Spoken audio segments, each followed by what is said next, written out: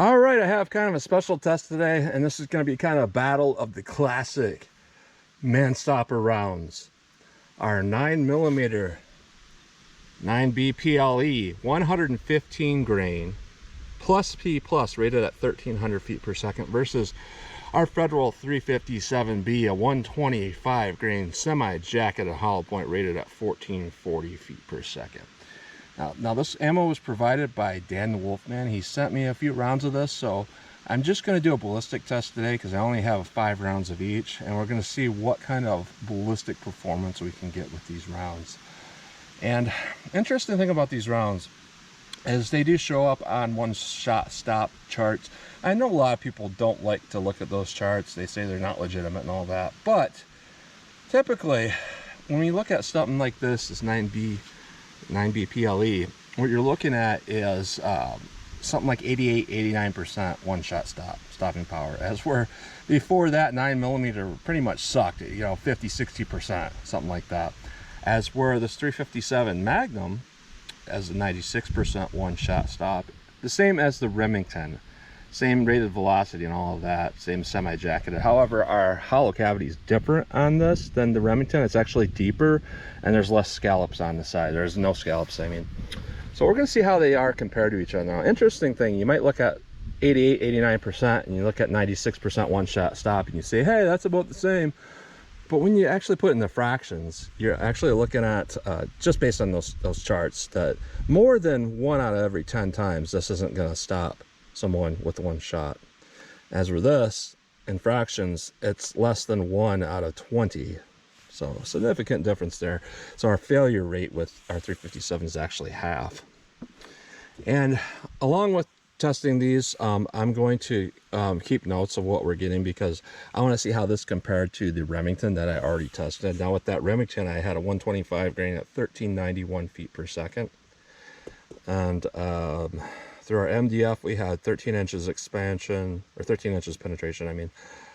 0.647 expansion with fragments, and gel we had 13 inches penetration, the same as with the MDF, and 0.621 expansion. So it'll be interesting to see how that compares to the Remington. So I'm going to put a couple rounds through the chronograph, see what kind of velocity and accuracy I get at the same time. Then we're going to do our 10% clear ballistic test, where we have 4 layers of denim, 3 inches of clear ballistics to represent like a pectoral muscle, followed by a 1/4 inch medium density fiber board to represent like ribs or sternum. And then we'll take this out for a shot.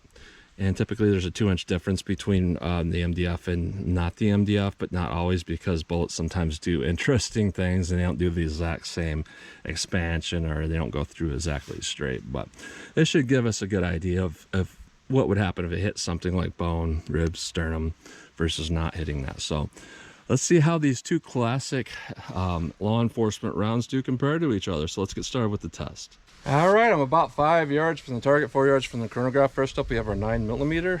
That 9B PLE is rated at 1300 feet per second. Hopefully I can get a couple of chronograph reads without any errors or anything. So let's see what I can get with this round.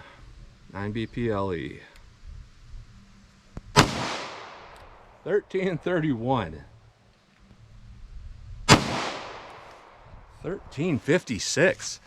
It's interesting because I recently tested a 115 plus P plus with about the same velocity from Underwood, and it had a lot more recoil. This has very little recoil. That's interesting. Let's try our 357, see what we get. All right, 357 mag. It's rated at 1440 feet per second, but with our Remington version, we only got 1391. Let's see if Federal's does any better than Remington's 1391 feet per second. 1445. 1441. So we actually got rated velocity. What is that? 142, 1443, 1442, something like that. So we definitely got rated velocity. Absolutely. As where 50 feet per second slower was the Remington. So I'd say as far as rated velocity goes, this is doing a little better. Let's hit our ballistics gel block to see what we get with these rounds. All right, first up we have our 9B PLE, 9mm. Let's see what we get through our MDF after going through denim and 3 inches of clear ballistics. Just astonished about how low that recoil is.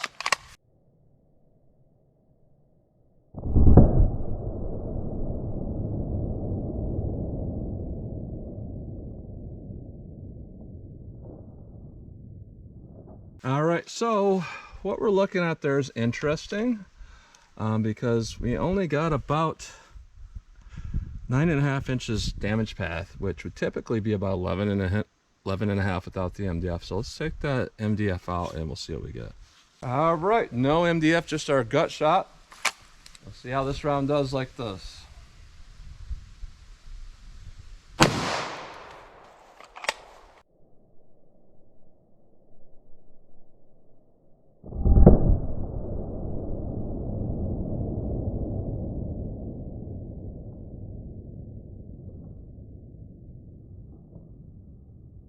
All right, so instead of that, what I say, 9.5 or 9.75, we actually got a damage path of exactly 12 inches.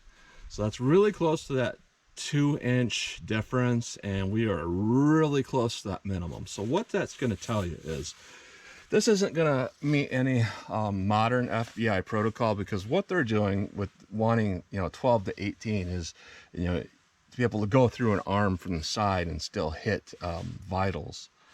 This would not do that. However, if you made a front-on shot with this would actually be more ideal than a lot of rounds. It would just absolutely expand immediately and just knock someone out pretty much.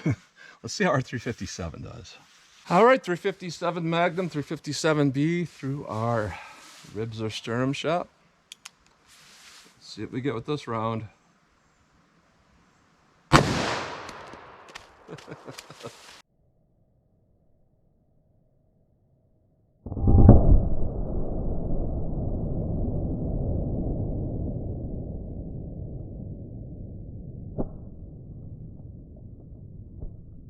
So this moved the whole block back probably a ½ inch to an inch. And with our Remington, we actually shredded everything up. This stayed intact. And what we're looking at through our MDF is 10.5. So that's a little bit more than the 9mm, but not by a whole lot. So let's leave the MDF out and we'll see what we get with these rounds. All right, no MDF through our gut shot. See how this does.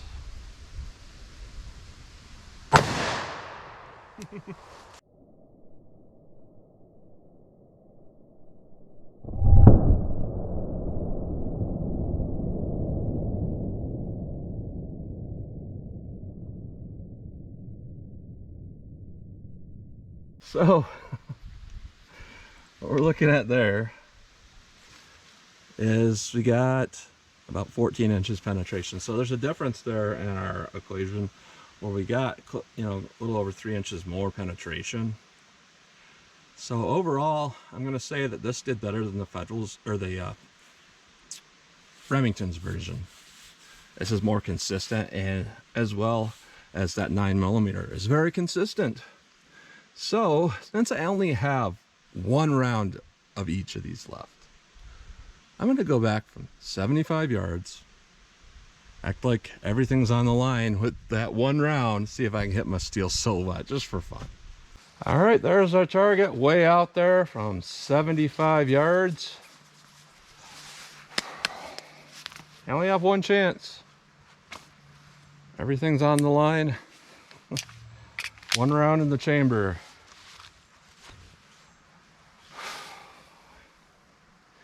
See if I can hit this target.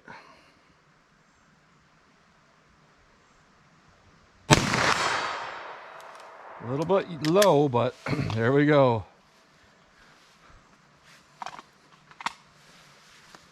All right. 357B, 75 yards.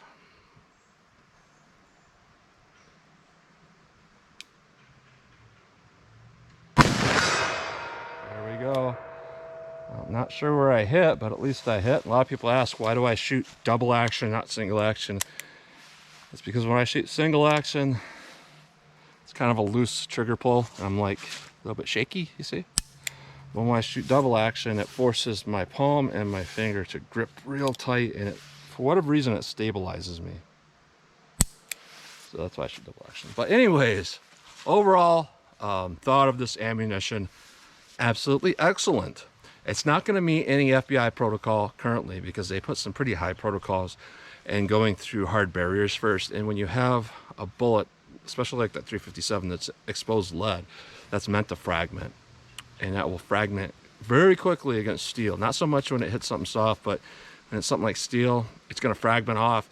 And then rather than 125 grains, all you have is, you know, 60 grains or something left trying to penetrate through steel.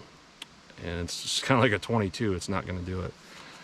You know, as where our newer bullets have, you know, harder lead alloys, and they're designed to expand and punch through stuff. Our 9mm, probably the same type of thing going on there. We got a lot of expansion, so we probably got a soft lead alloy. But if you made a straight on shot with either of these rounds, I think it's lights out. So pretty good ammo. So that's what you get today. So as always, comment, share, and like. And thanks to Dan the Wolfman for this ammo. And thanks for watching.